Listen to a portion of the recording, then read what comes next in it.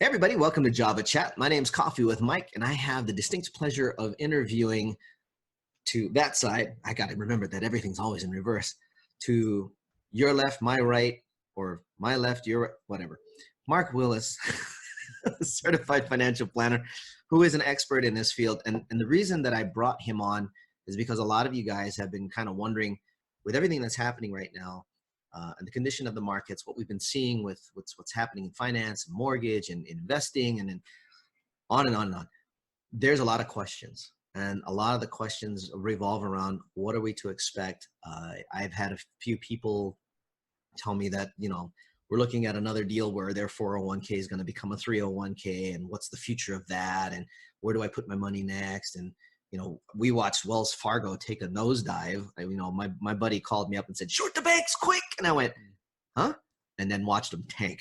And so there's a lot of uncertainty, and I needed somebody that understands all of that kind of stuff, along with other financial, strategies and things of that nature.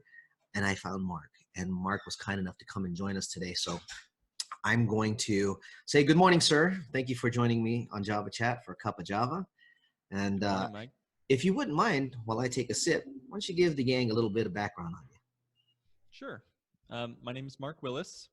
Thanks for having me on, Mike. It's a pleasure to be here with you and your audience today, man.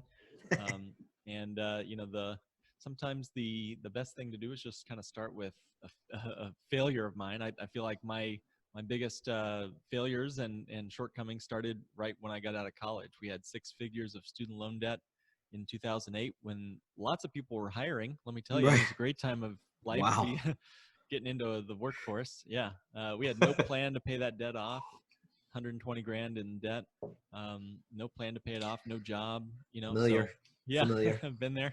And, it feels like history is repeating itself. I just noticed we've now had 3 major market crashes in just the last 20 years. Yep. So all within the span of just a couple of weeks, no less. It's just kind of like, Yeah. Well, as we're recording this, it's March 25th right now. I don't know when this will air, but volatility has upgraded to turbulence. It feels like, normal volatility is, I guess, part of the game with Wall Street, but we're in a new, categorically different type of swings in the market right now. And a lot of people are scared. A lot of people, are concerned about their job being lost. I read a recent article by Reuters that said some economists are predicting 30% unemployment. Yeah, I saw that too. Whereas what we had 10% in the Great Recession and about 20% in the Great Depression. Right. To do anything upwards of 30% unemployment would absolutely shake the foundations of the world, since we're the world's largest economy. Agreed. I think there are some hopeful saving graces in all of this craziness that I have seen already. And there are some logical potential rebounds that may come. But it's going to take everybody being very smart and being, appropriate with protocol in their investing and their work and things that they decide to do moving forward. Again, one of the reasons that I brought you on, because we are going to get into that. So you had that fun, you had that failure, you learned what you learned. How'd you get to where you are today? Because that CFP, that's not an easy title to get. No, it took us, and I say us, my wife and I, she definitely took the sacrifice there, but it was about 3+ years of every night grueling study. And I did it honestly out of just personal desire to get this thing called money figured out. Yeah. And I wasn't raised with, a silver spoon in my hand, and we didn't learn about much more than a savings account as a kid growing up. Right. The basic rules of, pay off the house and, just kind of sit on a savings account was about all I knew. And thought that was the way everyone did it. And then we're exposed to a brand new world of collateralized debt obligations. What? Yeah. And so I wanted to learn about that stuff and figure out why we went through what we did in the 2008 crisis. And I started to realize it wasn't as unexpected as everyone thought. Some people saw it coming. Some people even benefited from it. I didn't benefit off it, but I saw it coming. Let me tell you. Yeah. I watched. I was like, Something It's gonna like, happen. it's like a car wreck. You know, you're seeing that guy coming right at you, and you're like, I can't move out of the way. Right, Yeah, exactly. yeah, yeah. Wow. So yeah, anyway, we started a financial firm after kind of in the ashes of the Great Recession. We started a financial firm. Great business to get into when everyone's hating, the banks, finance companies, credit cards, mortgage Oh companies. yeah. Oh yeah. Um, Lots I of just hate felt going like, around at that time. amen, man. Yeah, I just felt like for me, I personally wanted to figure money out, and I didn't need a CFP to do that, I guess. Right. But when we started our financial firm, I wanted to create some strategies Hmm. and concepts that Hmm. would be a move towards sanity Right. in the midst of an insane world. Yeah. And I feel like most people's financial portfolios, their financial lives, are built Hmm. around insanity. Yeah. I know that's quite a claim, but Actually, I would have to agree. A lot of people did things because I know a couple of planners that did some things, and I shook my head when they did it, and I was like, dude, you're planning for making money. You're not planning for stability and safety in the right. midst of what we just went through, and here you are trying to take off like a rocket again. I'm telling you, someone's gonna clip your wings. Well, guess where we're at today. I Yeah. get the roller coaster of the markets. That's fine, but the moment you get something that the first, and I'm just gonna just throw this out, the first inkling that this virus had started in China, in my mind already, I ran down the road 4 or 5 months and I said, this is gonna get the word pandemic. The markets are gonna tank. Mm, I didn't know how bad. So the markets are gonna tank. There's gonna be a lot of layoffs. There's gonna be a lot of stuff going wrong. I didn't realize it was gonna be this bad, but right. Yeah. it's like I know the guys that did some things that had some of their clients investing, and their clients are probably super pissed right now Sure. because they invested at a time when things were good. They should Yep. have held off and put money in when the market started tanking. It probably, had they done it properly, may have staved off some of the unfortunate series of unfortunate events that started happening one after the other. Yeah. So That's yeah, no, I agree with you, man. That's It's just like it, Mike. I mean, yeah. I mean, go back to February. Did you know? Did I know? Did anyone know? Maybe you did. It sounds like, but could we foresee the that the market high at Dow 30,000 on February 13th? Almost, it was 500 points yeah, shy of 30,000, yeah. and now we're at the time of recording. We're scratching in the low 20s. We were at 18,000 for a minute, and Hmm. we're scratching in the low 20s right now. I was looking at, so watching the economy take off like that, so to speak, seeing all of the positives and all the good stuff, and I'm like, okay, there's more. But it's the same thing like any weather balloon that you send up. Eventually, it will burst. There you go. Yep. Now that's not to say that it couldn't keep going up. That somewhere along the line it could have corrections where it would, you know, uh, bring it to some degree of normalcy. But I didn't see that with this Mm-hmm. run. I was watching it going, there's too much happening. It's too fast. People are not paying attention to any of the other possible side flags. Sure. And everybody's just trying to bank as fast as they can, which is fine. But you and I both know that that's exactly the time you're supposed to watch your ass.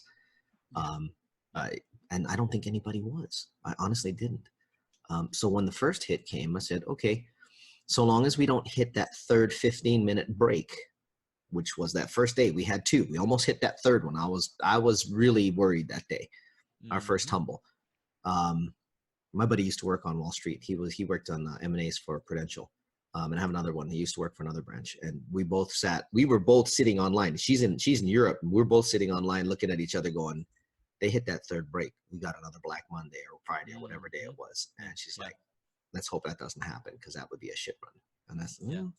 so yeah, it's, anyway, so back to you. That's it. That's it, man. Yeah. Well, hey, what you're talking about is the story of the stock market. And again, where you put your money makes it do different things. And that's such an obvious statement, Mike. I mean, it's crazy even saying that like it matters, but we're like it's a big light bulb. But for a lot of people, we just don't think we're given the day job. We get that 40-hour a week employment, and here you go. Here's your 401k. here's your, here's your savings account.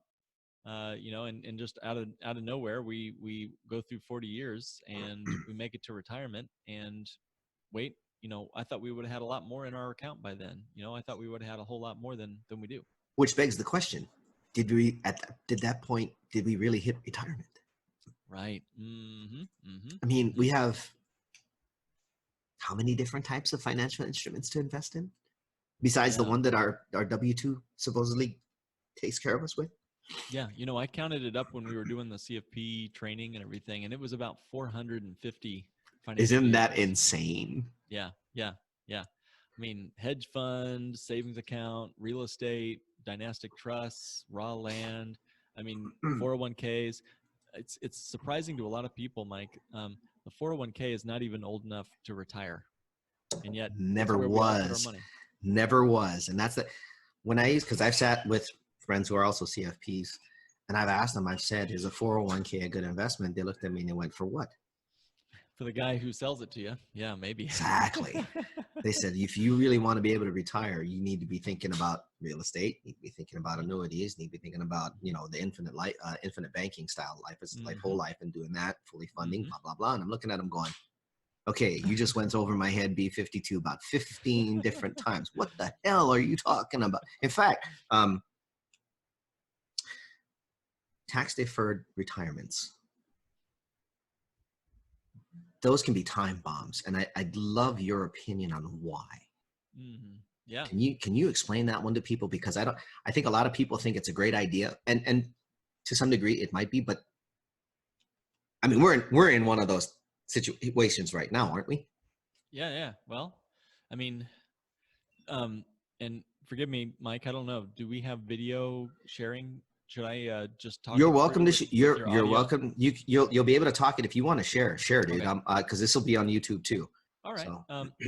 Let me do this really quick. I'll keep this brief, I promise, and I'll walk it through for the listening audience. But yeah, because this is important stuff. I mean, I do know people that have tax deferred retirements, and it's kind of like, okay, that's one. Yeah. What else you got? Yeah. Well, so what is tax deferred mean, right? Oh, I love it. He went full screen. Thank you. Yeah. Yes. Do it. So what does the word deferred mean? Somebody define it, right? It means wait until later. So, is it a good idea to put off things that are deferred, right? I love this. Right? This image is just perfect, bro. So it's a picture of a lady trying to avoid a root canal. Is avoiding a root canal a good idea or a bad idea? Well, it's the same with taxes. Oh my gosh. So let's just do our math really quick. Let's pretend that you had $1,000 to invest.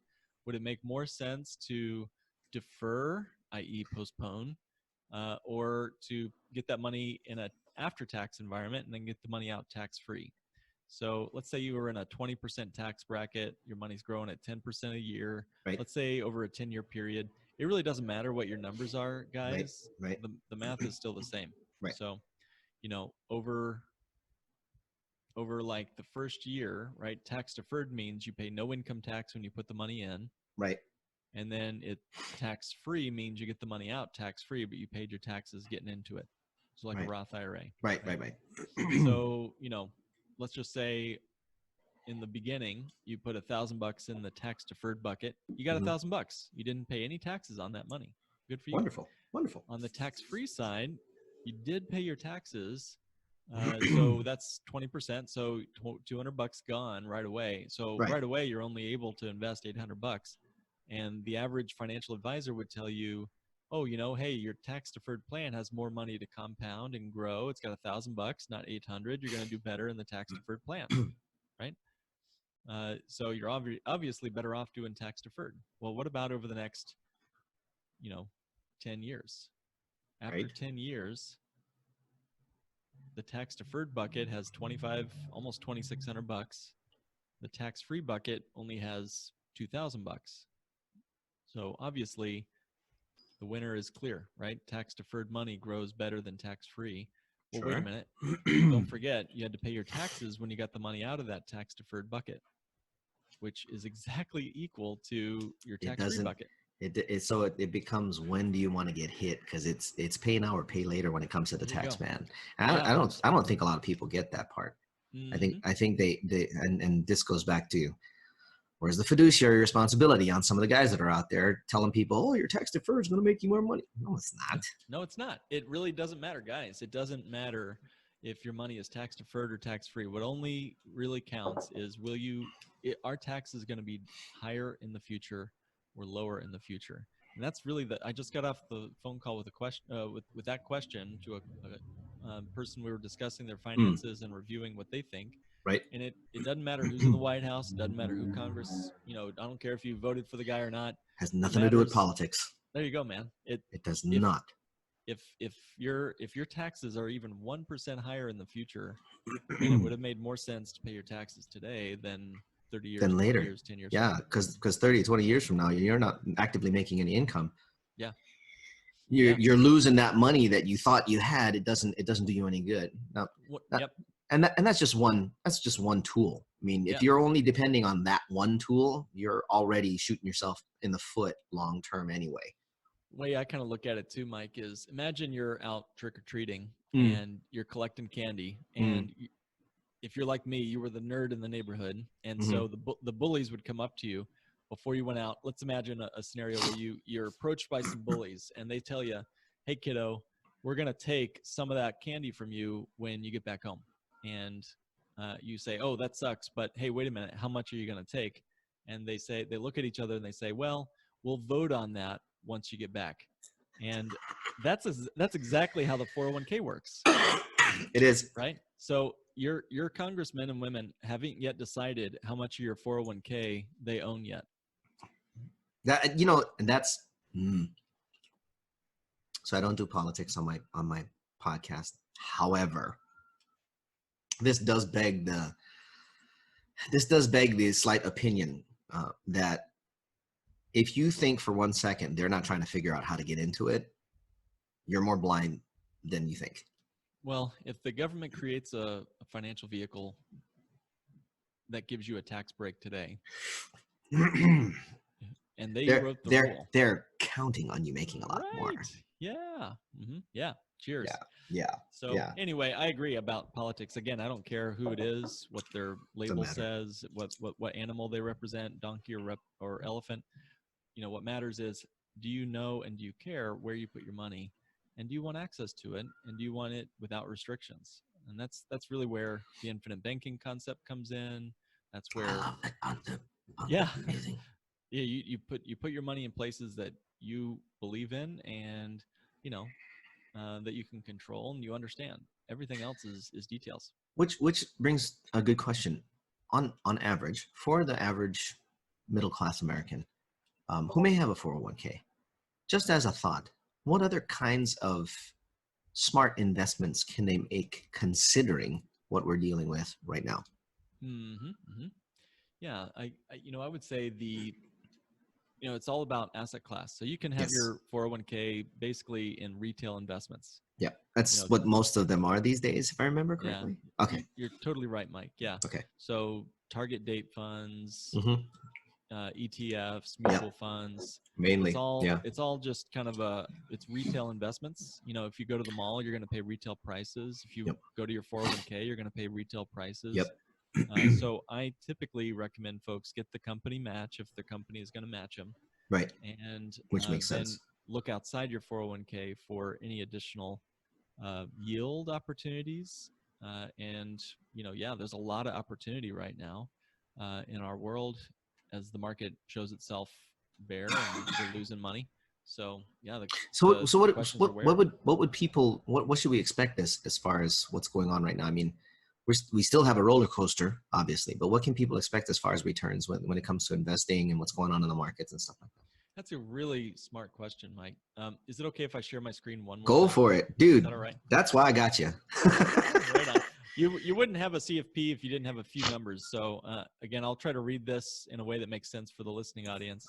Yes, please do. But let's imagine for a minute that in the year 2000, you had a $1.5 million in your it doesn't matter, right? Brokerage account, whatever it is, 401k, yep, something invested in the S&P. This is the S&P Okay. with dividends invested since the year 2000. So each and every year here, you can see those returns. Look at that. In the first 3 years, they had the tech bubble They bursting, right? suck. Yeah. There's pets.com right there. There's Yeah, right. Exactly. right. So, -9%, -12, -22%. And Oh, year I got a comment about 23. that once you Yeah, get go through for it. this. Yeah, No, go for it. when you're done, because that whole tech bubble bursting, I called. Ooh, man. Yeah, We I should called be it. we should be investing with Mike, guys. Come on. Okay, there were a few flags that threw up that came up that caused me to, but we'll talk about that after. So share the rest of this, please. The trouble is, you're exactly right, man. Most people not caring, not looking, not watching, they're gonna be like just riding this roller coaster up and down and up and down. And they all tell you, the financial pundits on the radio and on the news, they all say just don't look at it. But that's so shitty. That's the So worst fucking advice you can give it's somebody. so true, man. I mean, it's like, think about it. It's we talk about the stock market like we talk about an abusive relationship. Don't look at it. Or an old girl or an old ex that you just keep going back to because you just feel like getting some. That's exactly how they treat it. Yeah. Right? Yeah. No. Yeah. Right. Different. This time it's different. Sure. Yeah. Let's see. What else can we say? Like, it's your fault you're in this position. Right? Huge. Yeah. or the other way around. It's my fault I'm in this position. Yeah. So I'm, as you can tell, I have no love lost for the stock market, but I do think it has a place in your portfolio. I am a CFP, so I'm looking at this and saying, hey, put money in this thing that you can afford to lose. It is an investment. It's not a savings bucket. But you got to play it for the long game. That's right. Yeah. And be okay if it drops, right? So back to your question, what can investors expect? Over the last 20 some odd years, we've had an average, which includes a major recession, but also a major bull market run. We've had an average return of 6.4, so basically 6.5%. Right. With dividends. Right. Now, that surprises a lot of people, Mike. I'd be curious. Most people would tell me, oh, I can fall off a log and get 12% in the stock market. No, you can't. Not unless you're an active trader that understands what it means to short. Because like as of late, if you didn't short the banks, you missed out. We missed out on Wells.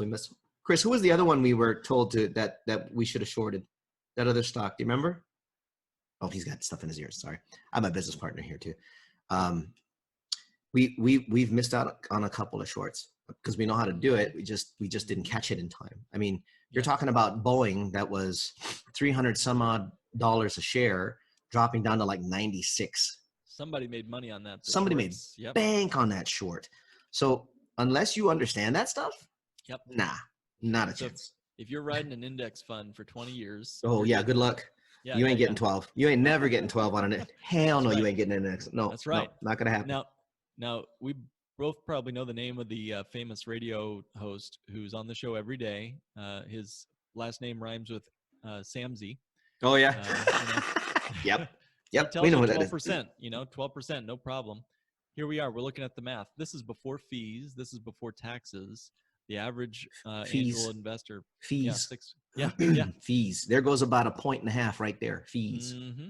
Yep. So, you would have ended up with 2.6 million is your final balance, and you're feeling pretty good putting in at 1.5 20 years ago. But that was a 6.5% average return. But Mike, averages mean nothing. Nope. So the real return is lower than the average. Here's what I mean. Usually. Yeah. Please explain that because I get it, but I know a lot of my audience won't. So go ahead. There you go. I'll give it real simple. So like, let's say you and I get together, we invest some money and we got, let's just pick a number, 10 grand. We got 10 grand. We're going to put in this thing and this thing goes up in the first year. Let's say it doubles in the first year. We get 100% rate of return. Sweet. So we're up to 10,000 is up to 20. What investment? Where do I wire this money? Yeah. Yeah. I'll tell you after we record. So it's up to $20,000. That feels awesome. We're feeling great. It does. Yep. And then year 2, and holy smokes, we just lost 50% of our money. We had a negative year, negative 50%. We're from 20,000. We lose half of our money. 20,000 divided by 2 is we're right back to 10,000. Right. Okay. Right where we started 2 years later. All right. Let's do the math. We started and ended with no more money, right? 10,000 up to 20, down to 10. Yep. What was our average return there? If you were listening, guys, that was 100% and then minus 50%. divide by 2, that's an average rate of return of 25%. Yeah. Average rate of returns mean nothing. Yep. 25% is what, and by the way, that's what mutual funds are allowed to advertise on Morningstar, their That's the average part. rate of That's return. the part that I hate. Yeah. Is that they get to say that, and it doesn't tell the truth of an actual investment in a fund. So here's the truth. Yeah, here's the truth. On those numbers we just looked at, your real return was closer to 2.8%, even though the average return of the S&P 500 was 6.5, which is already pathetic. Your real return, if you had index funds over the last 20 years, including our bull market we just saw come to an end, 2.8. And that's not just me saying that, Mike. You know, third parties You wanna hear something that's gonna sound really facetious and it's meant to be sarcastic? Yeah, do it. That's still better than a CD. Yeah. So yeah. What are CDs doing? Maybe 2 at the best. 2%? Are they doing 2? Shit, tell me where that is. Yeah. Yeah, no, so guys, those that are listening, please understand, we're not throwing out doom and gloom here. We're throwing out reality. Yep. When you're making investments for your retirement, you have to understand there's more than what you think is going on at any one given moment in time in any part of the financial investment realm, no matter what tool you got. I know guys that are doing great in real estate, but their portfolios are shit because they don't know what they're doing on that side. So while they're making money over here and they're doing okay, you know, they got all of their strategies and tactics there, but they get out to an actual investment, their portfolio, they go to a CFP like Mark and they go, hey, I don't know what I'm doing here. Where do we put this money? Because I got a shit ton of cash coming in from my real estate. I don't know what to do with it. Where do I put it where I don't get taxed? Right. And there's both good and bad news for that question. Sometimes it's good where it's like, well, here, we got this. And sometimes it's bad. It's like, nah, just pay your taxes and get it over with. Mm-hmm. So it becomes a mental awareness gang that are listening and watching. It becomes a mental awareness thing where you have to understand there's more to this game than anybody's ever going to tell you. For one, there's too much to remember. That's why he has the certification. He went and studied it. He understood. You guys just saw it like 2 or 3 times on the screen. So you have things to pay attention to. And if you're not clear, you know, you want to find somebody like Mark that can make clear. I haven't heard it explained that simply in a long time, dude.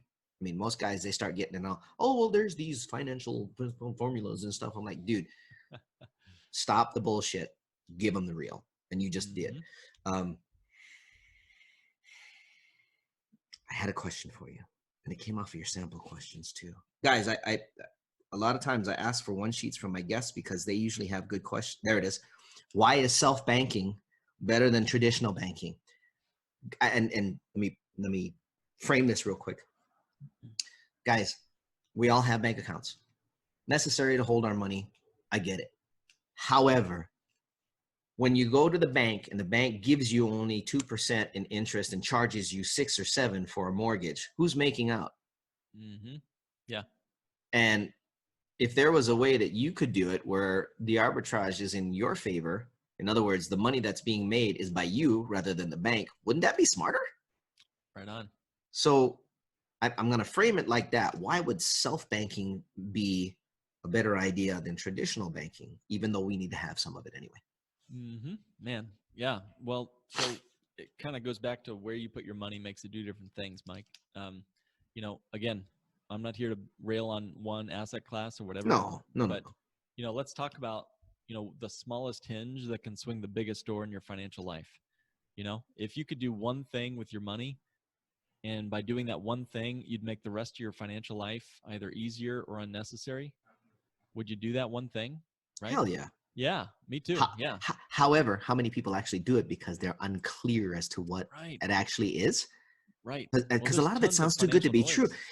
Well, yeah, there's that too. There's a ton of financial noise. There's no real clarity, and it's too good to be true in many cases for people to, because we, like you said, you and I were both raised in those environments where you get a bank account, you get a savings account.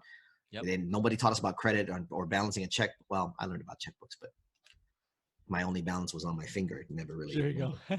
So but people, they're given only so much, and I swear it was intentionally done to keep the public ignorant. When a smart investor helps a market thrive, right? Versus an ignorant investor that has only a couple of guys that are making things happen for themselves. you know, the whole day trading thing, when they got into it, everybody in the markets was like, oh, that's horrible. Look what it did. Yeah. Helped. Yeah. Yeah. Right. And they've had to accept it. And now we have another situation just like that. And I think self-banking as an avenue would make absolute sense. But again, so I'm sorry, I didn't mean to interrupt. As you can tell, I get a little passionate about this, but yeah, how does this fit and how does that work to someone's advantage? Yeah. So, it's about where we put our money. So I believe that we're already in the banking business. Yeah. We're already in the banking business. We all have a problem, and the bank is the problem. I'm not talking about checking and savings. Yeah. I'm saying that banks that do lending and participate in the fractional reserve banking system, which, well, that's a big $2 word. So let me break that down. Mike, if I walk into a bank and I give them $1,000, how much of my $1,000 are they supposed to keep on reserve? Any guesses on that? I used to know the answer to this. I'll just for the sake of time, I'll give you a clue here. Oh, damn.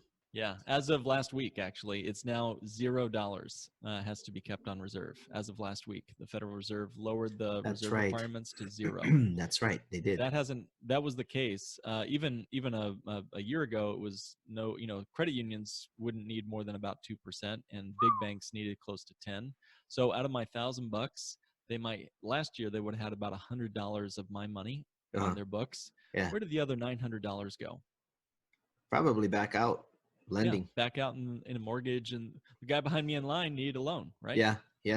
Whose money did the bank use? Well, did Yours. They put any of their own money in? No. They created out of nowhere $900 that, where did that guy who borrowed the money, where did he put it? Well, he put it in the bank, right?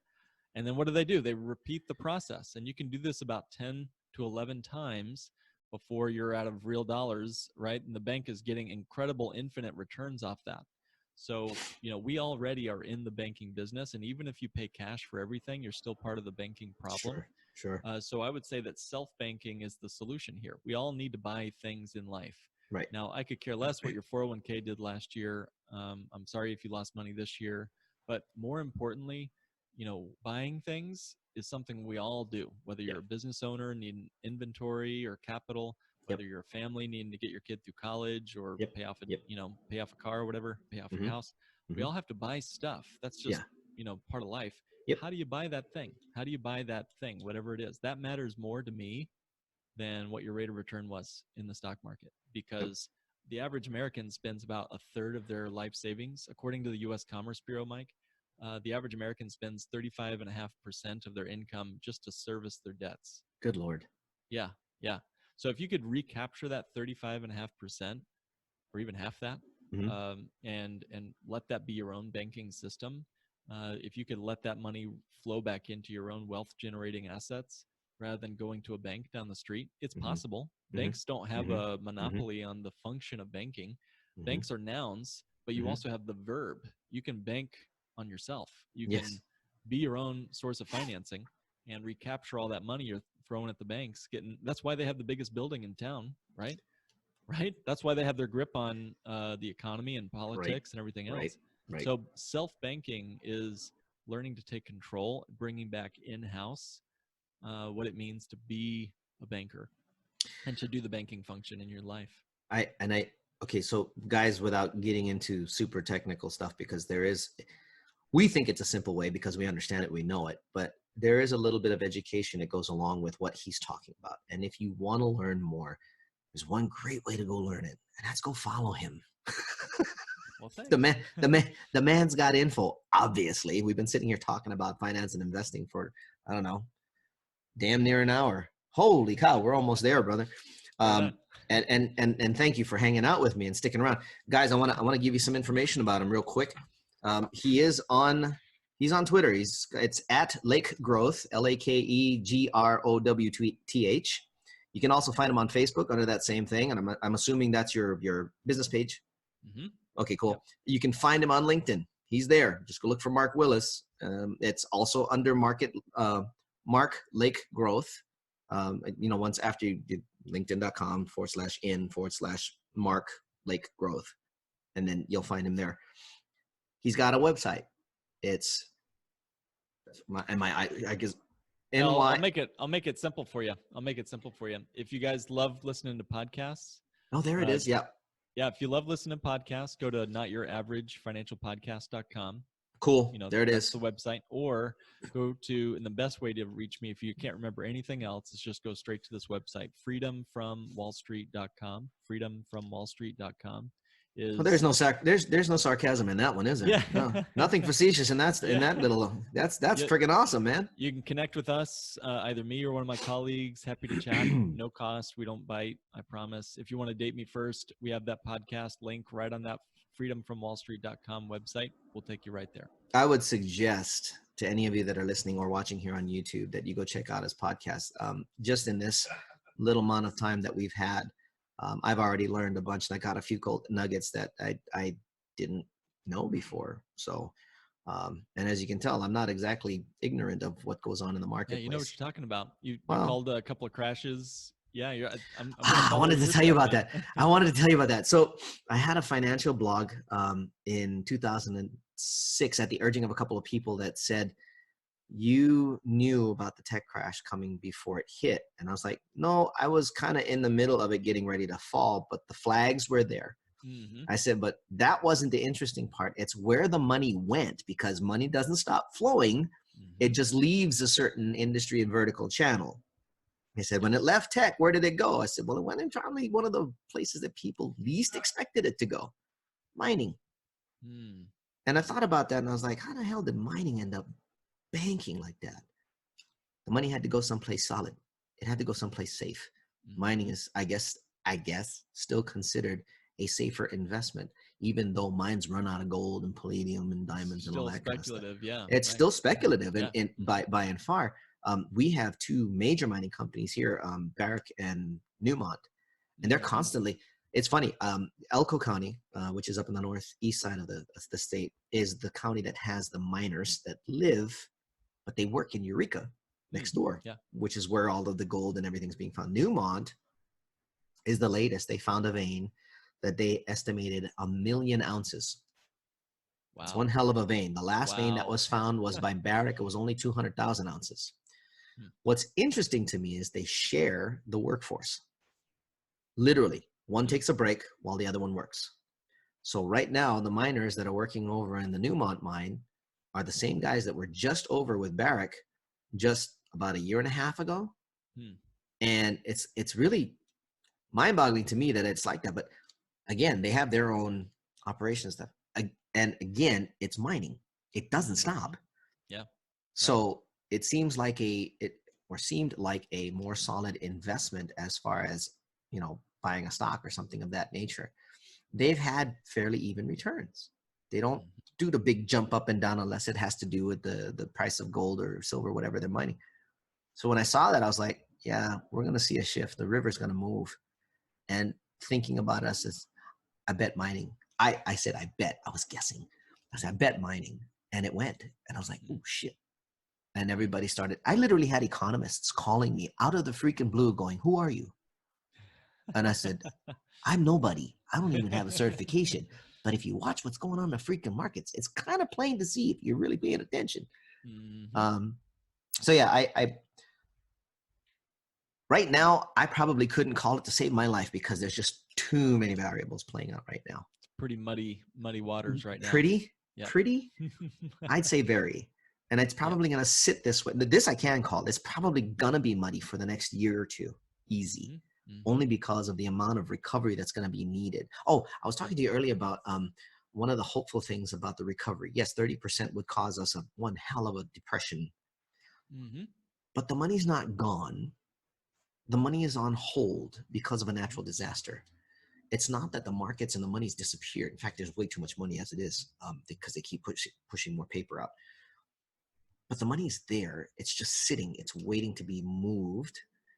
And whenever we get back to a degree of normalcy, and you can tell me I'm wrong, and I have been before, when things get back to a degree of normalcy, I think people will get back to work. I think people will try to find a way to get back to work. I think the companies are going to look for a way to get people to get back to work because the bigger companies still need their people to make their machine move. And in order to make that happen, somebody's got to call them back into work. So are we going to have 30% unemployment? Absolutely possible. Bad news. How long is that going to last? Good question. How fast can we get people back to work viably before the stimulus package comes out, whatever that happens to be? Because there's a lot of people that were sitting in the back going, we got the money, it's in the bank, holding out. You know, we have trips that we were supposed to do.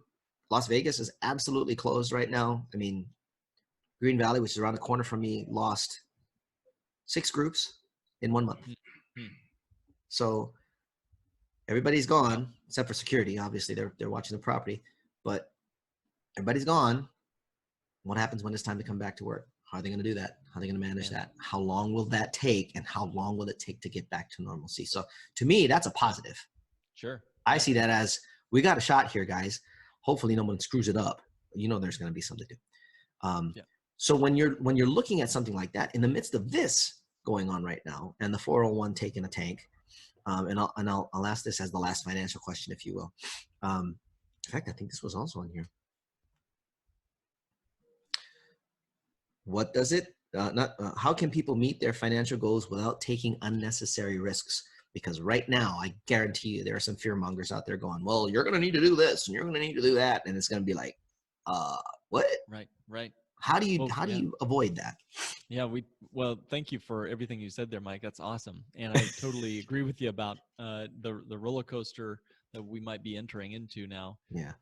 And I don't know what the future holds. No one is claiming to. I will say, you know, it's important to control the environment where your money lives.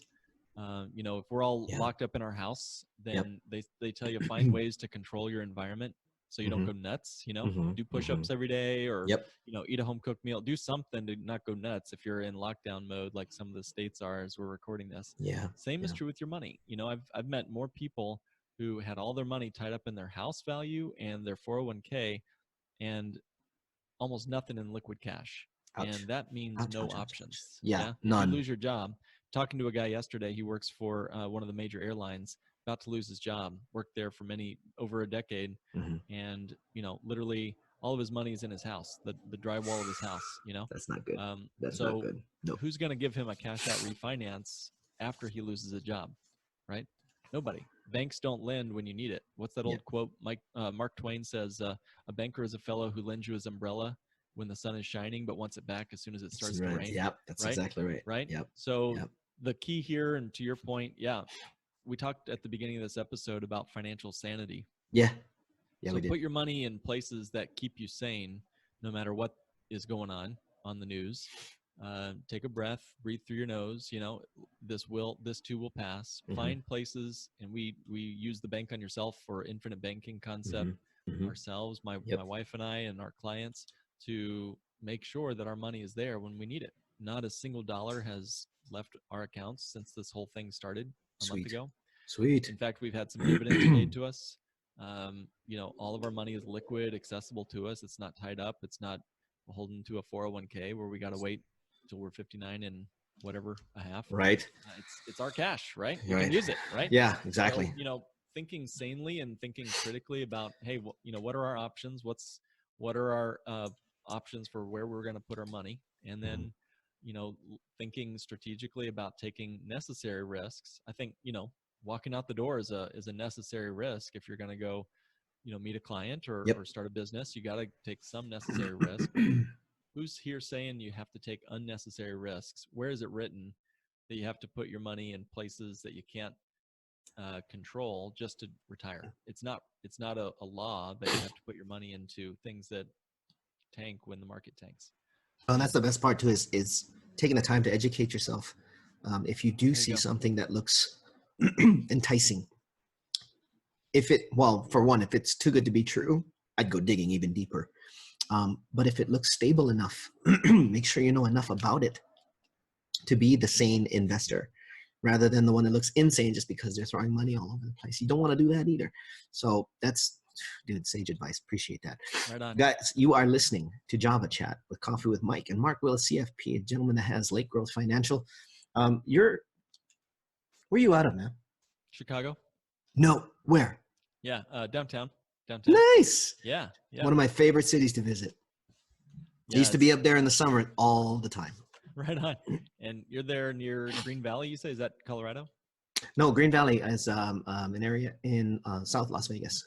Oh, okay. That's Henderson. Green Valley is Near- actually Henderson. Oh, okay. Gotcha. And Newmont and everything has, I know their headquarters in Colorado, but they've Yeah, got a mine there. Newmont has, well, they've got their main headquarters up in Colorado. So is Barrick. However, they have satellite offices in Elko to manage the labor. They have some business offices here in Green Valley, Mhm. so that they can do some of their other administrative and operational work, I guess. Cool. But yeah, both of them are based up there. Right on. Right now, as we're recording this, March 25th, Illinois is in lockdown, shutdown. Are you guys similar? We're in requested shelter in place. It's heavily suggested. Non-essentials are all closed. As I said, the casinos are gone. The strip is a ghost town. It's weird. Wow. My buddy's a Metro police officer. He goes, yeah, this is probably the most eerie I've ever seen this place. There's just like nobody around. I'm like, yeah, Wow. I can see that. So yeah, all of the non-essentials are closed. The only restaurants that can be open are the ones that have carryout or delivery. For the most part, the grocery stores are still open. I actually have a friend who has a food distribution company who opened up his business to the public. For obvious reasons, he's stuck with a lot of stock that he can't sell to the strip, and he's got some great stuff. It's interesting. You said have a home cooked meal. We made penne pasta last night with chicken meatballs, and it was Italian pasta, which is about 14% protein by volume, and it's. I accidentally served that kind of pasta to a couple of friends that are gluten intolerant. I was freaking out all night. I was like, how's your stomach? How you doing? How you feeling? You feeling sick? You doing okay? And they're just like, no, I'm fine. I'm good. I'm like, like what? Wasn't that a gluten-free pasta? I went, no, it was not. Yeah, it's so much better. Yeah, I mean, it's truly healthy. It's the real deal. So Mhm. so I got a 6-pack yesterday. We made penne last night. It was really good. It was the whole family sat around the table and we enjoyed a nice meal together. So yeah, if whatever you got to do to keep that sanity too. Yeah. I'm gonna say it one more time, y'all. Or actually, I'll have Mark say it one more time. Mark, where can they find you? What's your website? One more time. Where's it at? Number one spot to remember, guys, as you're driving down the street: freedomfromwallstreet.com. Perfect. Freedomfromwallstreet.com. I will put all of this, guys, in the descriptions, both on YouTube and on Anchor. If you're listening to us on any of the other channels that we get syndicated out to, Spotify, podcasts, and stuff like that, thank you for hanging out and having a cup of coffee with us. My coffee's long gone because it was a good conversation. I love conversations like this. Cheers. Appreciate it. Say, you don't drink coffee, you just borrow it for a while. So that's right, just for a little bit. Get the caffeine and then put in more later. Yeah. Guys, Mark, first off, Mark, thank you so much for spending time with me, hanging out, making some clarity, because I'm pretty sure a lot of people are just like, I don't know what to do. And by all means, stay in touch. Glad to have you on board. Would love to have you back. If you got any updates or you think anything's really important to share with different communities, I'm going to push your stuff out as much as I can. So I appreciate you. To everybody else that's listening, make sure you take care of yourselves. Stay healthy, stay safe, and make sure you keep love in your heart for anybody that you meet. We don't get to touch each other and hug each other, but damn it, smile. Put a connection in those eyes and make sure you share the love that way. Till next time, we appreciate all of you. Take care. Ciao for now.